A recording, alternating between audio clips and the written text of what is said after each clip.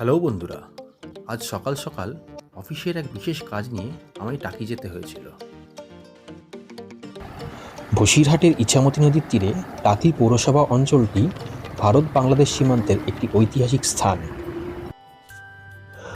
পৌঁছে গেলাম ইছামতি নদীর তীরে টাকি শহরের রাজবাড়ি ঘাটের সামনে।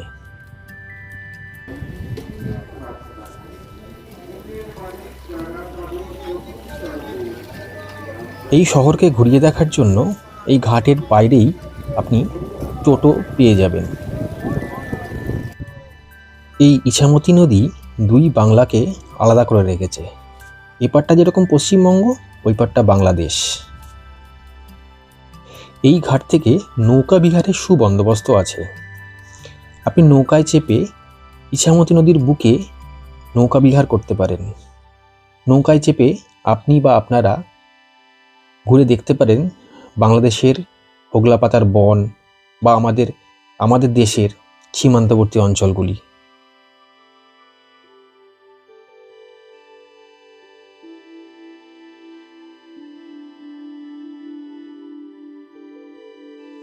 ওই যে দূরে দেখা যাচ্ছে ওই অঞ্চলটি আসলে ওপার বাংলা, মানে বাংলাদেশ, আমাদের প্রতিবেশী দেশ।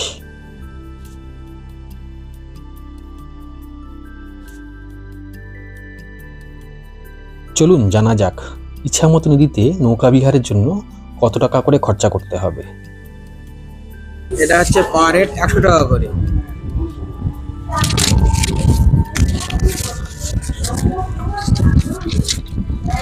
আর এটা আছে রিজার্ভ আছে, এটা 1 থেকে 10 জন পর্যন্ত পারমিশন, 10 জনে 1000 টাকা।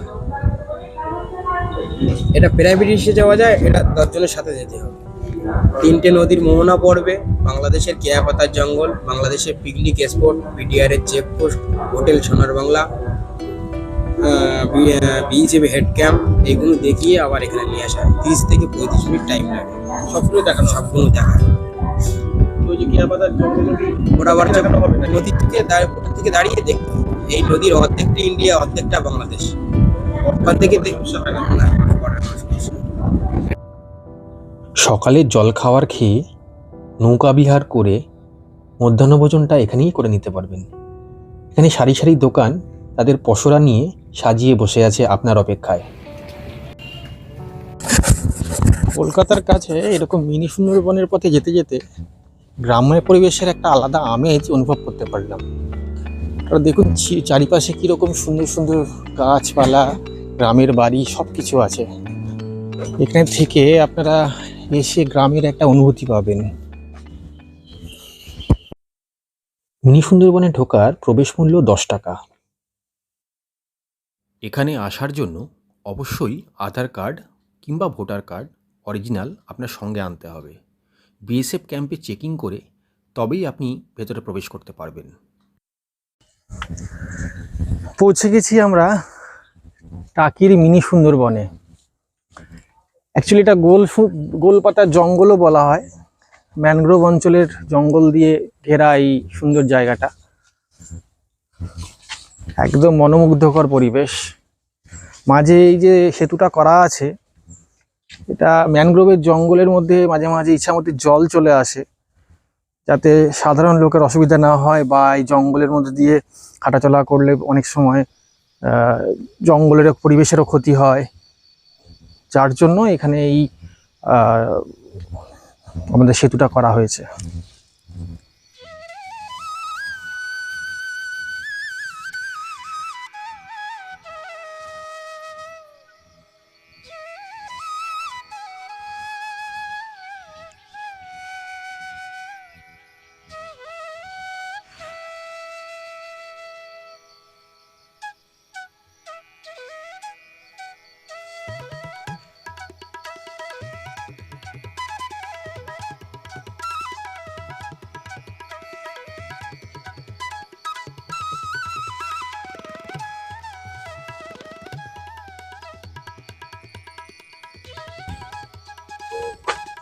এই যে গাছটা দেখছেন, এটা হচ্ছে গোলপাতা।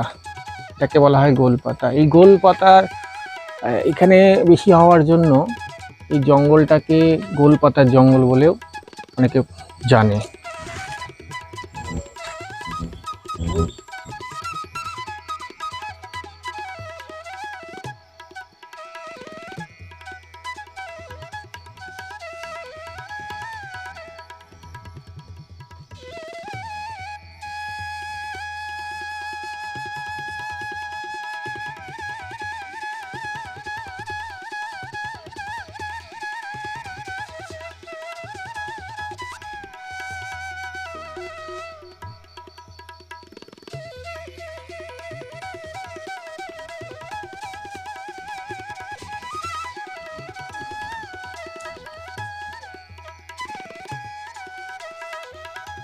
এই জঙ্গলের এক পাশে ইছামতি নদী, আর এক পাশে ওয়াচ টাওয়ার। আমরা এলাম এবার ইছামতি নদীর দিকে। ওই যে দূরে দেখতে পাচ্ছেন, ওটা আমাদের ওপার বাংলা।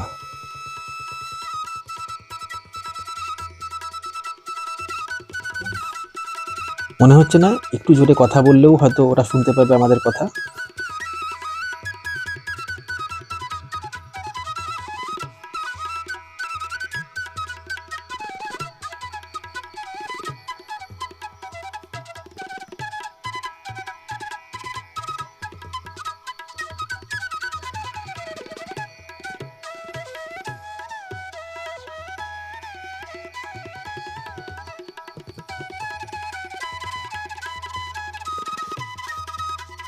সেতুর এই পয়েন্ট থেকেই নদীর দিক আর ওয়াচ টাওয়ারের দিক ভাগ হয়ে যায়। নদীর দিক তো ঘুরে এলাম, এবার চলুন ওয়াচ টাওয়ারের দিকে। চলুন দেখি ওয়াচ টাওয়ারটা কীরকম, সেখান থেকে কেমন দেখা যায়।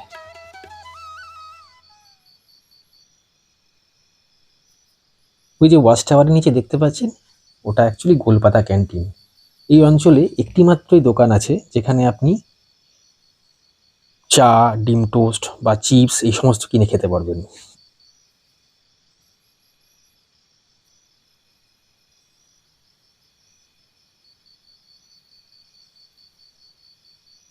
চলুন ওয়াচ টাওয়ারের উপরে যাওয়া যাক, দেখি ওখান থেকে কেমন লাগে।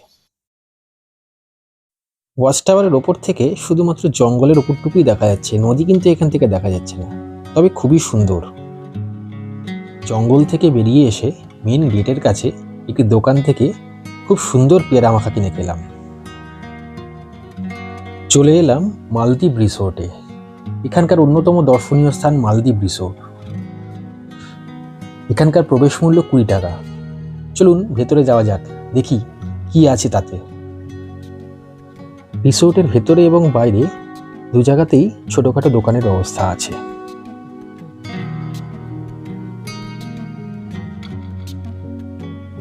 এইগুলি হলো রিসোর্টের ভেতরে কটেজের এন্ট্রান্স। আসলে মালদ্বীপের মতো জলের উপরেই কটেজগুলো নির্মাণ করা হয়েছে, সেই কারণে এটাকে মালদ্বীপ রিসোর্ট বলা হয়। চারদিকে জল আর সুন্দর পার্কের মাঝখানে এই কটেজগুলো নির্মাণ করা হয়েছে।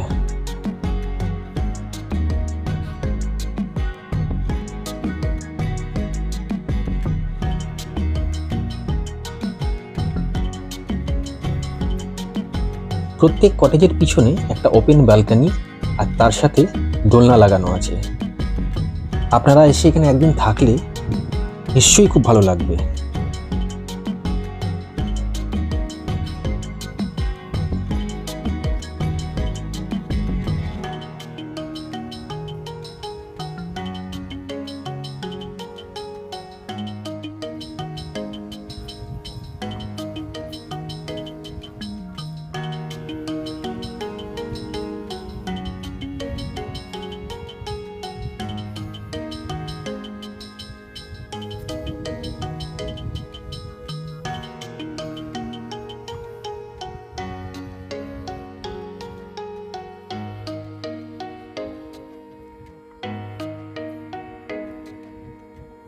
এই কাঠের সেতু দিয়ে আপনি মাঝের ওই আইল্যান্ডে যেতে পারবেন।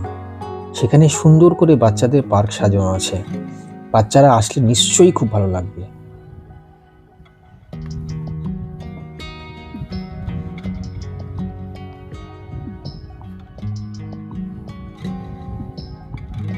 বিভিন্ন রকম ওয়াটার অ্যাক্টিভিটিসের ফেসিলিটিও এখানে আছে।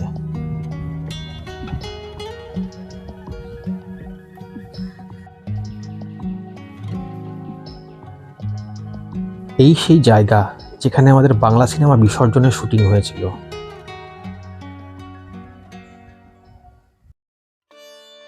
আজ থেকে প্রায় 400 বছর আগে ভবানী দাস রায়চৌধুরী এই রাজবাড়িটির প্রতিষ্ঠা করেন।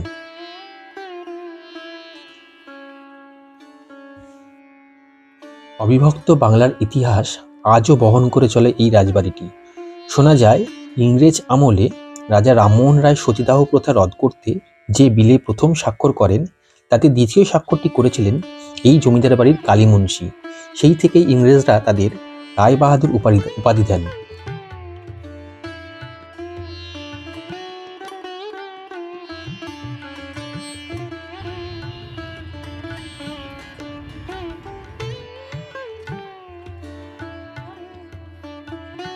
আজ থেকে প্রায় 300 বছর আগে জগবন্ধু রায়চৌধুরী প্রথম মা দুর্গার পুজো করেন। শোনা যায় নবমীর দিন 110টি পাঁঠা ও একটি মহিষ বলি হতো এখানে।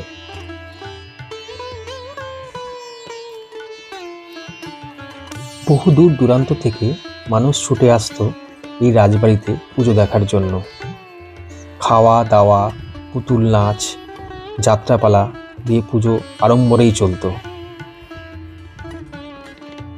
আজ সে আড়ম্বর নেই, বলিও বন্ধ হয়ে গিয়েছে। তাও বংশধররা আজও মায়ের পুজো রীতি মেনে করে আসছেন।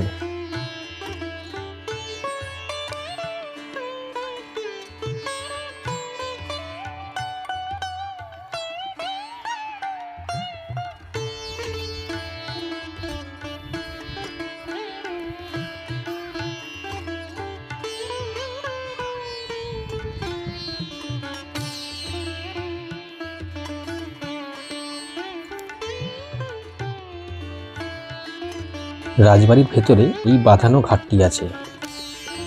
একসময় রাজা রানী এই ঘাটেই তারা স্নান করতেন।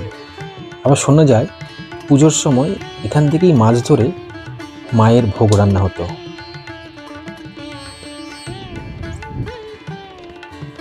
কত ইতিহাস বুকে জড়িয়ে ধরে রাজবাড়িটি আজও দাঁড়িয়ে আছে স্বমহিমায়। এছাড়াও ঘোষেদের ঠাকুর দালান আর কুলেশ্বরী কালীবাড়ি টাকির একটা দর্শনীয় স্থান।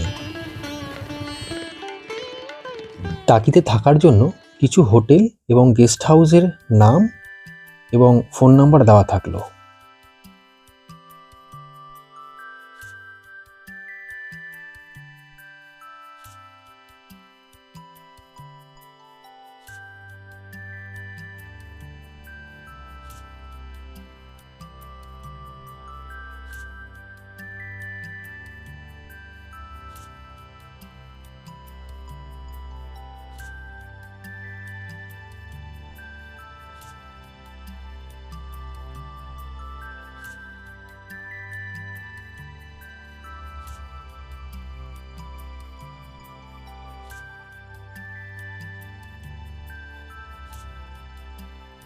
ভালো থাকবেন বন্ধুরা, দেখা হবে আবার নতুন কোনো ভিডিও নিয়ে, নতুন কোনো জায়গায়।